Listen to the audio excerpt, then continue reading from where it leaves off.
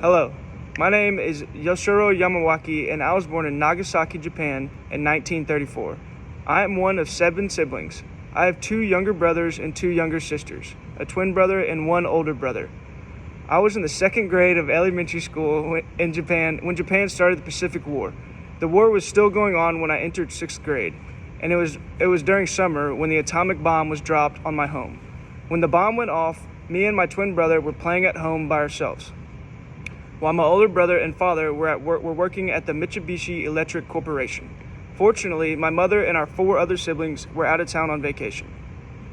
While me and my brother were sitting at the back of the house eating breakfast around 11 o'clock, we suddenly saw a whitish-blue light fly across the room. Then came a roar that seemed to shake the whole house. We both jumped to the ground and covered our eyes, ears, and nose with our hands, just like we had been taught. While we were laying there, plaster and other debris were falling all over us. After a few minutes, the falling debris became more infrequent. And while laying there was voices from the people in our neighborhood screaming and crying reached my ears. As I looked up, I noticed that the whole room had changed. The furniture was flown around, and the walls were crumbling down on top of us, and the roof had completely blown out, and we could see straight to the sky. After about an hour, me and my brother got up and went to the bomb shelter to wait for our father and brother. About 6 hours later, our brother showed up, but there was no sign of our father. The next morning, the 3 of us set off to find our father, not knowing the true destruction of the bomb. As we walked around, we saw dead bodies everywhere. I then walked separately down to the river to see if my father was down there.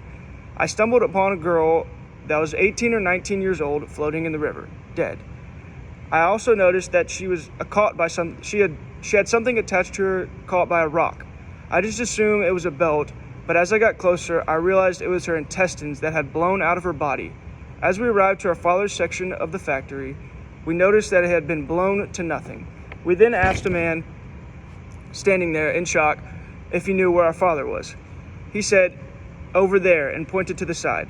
We looked and we just saw a mountain of bodies. As we approached the pile of bodies, my brother grabbed us and said, "He's gone."